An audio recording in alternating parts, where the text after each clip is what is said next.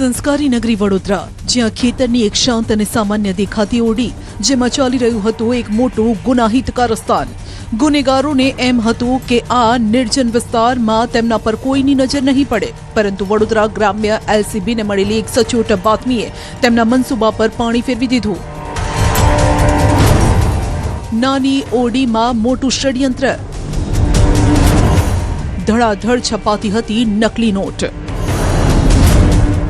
નકલી not છાપવાનું mini કારખાનું. વડોદરામાં અર્થતંત્રને ખોખલું કરવાના એક મોટા ષડયંત્રનો પર્દાફાશ થયો છે. મંજુસર અને આસોજ ગામની સીમમાં ચાલતું નકલી ચલણી નોટો છાપવાનું એક આખું મિની કારખાનું ઝડપાયું છે. છેલ્લા 1.5 મહિનાથી આ ઓરડીમાં 2 પરપ્રાંતીય શખ્સો નકલી નોટો છાપીને તેને અસલી નોટ તરીકે બજારમાં ઘુસાડવાનું મોટું નેટવર્ક ચલાવતા હતા.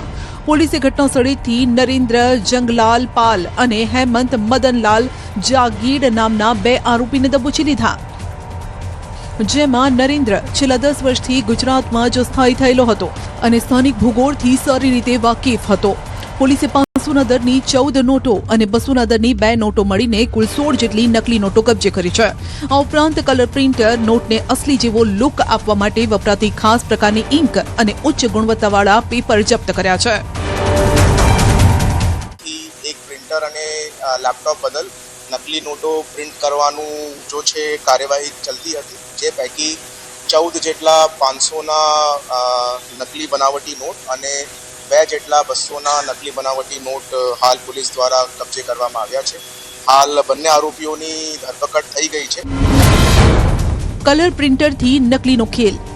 આરોપીઓની ગુનો કરવાની રીત પણ ચોંકાવનારી હતી. પોલીસના જણાવ્યા અનુસાર આરોપીઓ કોઈ મોટી મશીનરી નહીં, પરંતુ સામાન્ય કલર પ્રિન્ટરનો ઉપયોગ કરીને નકલી નોટો છાપતા હતા અને આ નકલી નોટોને ભીડવાળા બજારમાં કે નાના વેપારીઓ પાસે વટાવીને અસલી નાણાં મેળવવાની ફિરાકમાં હતા. પ્રથમ દ્રષ્ટિએ આ નોટો જોતા સામાન્ય માણસ સરળતાથી છેતરાઈ જાય તેવી રીતે છાપવામાં આવતી. આરોપીઓ આ સામાન ક્યાંથી લાવતા હતા તેની ઊંડાણપૂર્વક તપાસ ચાલી રહી છે. લોકલી જ આ લોકો પ્રિન્ટર અને લેપટોપ સાથે નોટની પ્રિન્ટિંગ કરતા હતા. 16 જેટલા નોટો જો છે હાલ બરામદ થયા છે અને કેટલી નોટો આ લોકોએ હાલ દિવસ સુધી પ્રિન્ટ કરી છે તે બાબતની પૂછપરછ હાલ ચાલુમાં છે અને એમને ટ્રેસ કરવાનું પણ પોલીસ કરે છે. 500 રૂપિયાની 14 નોટ બરામદ થઈ છે, 200 રૂપિયાની 2 નોટ બરામદ થઈ છે અને વધારેની નોટ એમના દ્વારા ભૂતકાળની અંદર છાપવામાં આવેલી હોય એવી રીતેની પણ તપાસ દરમિયાન હકીકત સામે આવી છે. We will investigate it and further take any legal action. સૌથી મોટો સવાલ એ છે કે 1.5 મહિનાના સમયગાળામાં આ બંને આરોપીઓએ અત્યાર સુધી કેટલી નકલી નોટો છાપી હતી, કેટલી નોટો બજારમાં વહેતી કરી દીધી હતી.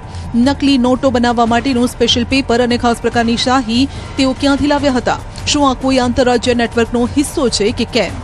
રિમાન્ડ દરમિયાન પૂછપરછમાં અનેક મોટા ખુલાસાઓ થવાની શક્યતાઓ સેવાઈ રહી છે. વડોદરાથી હાર્દિક દીક્ષિત, ન્યૂઝ 18 ગુજરાતી.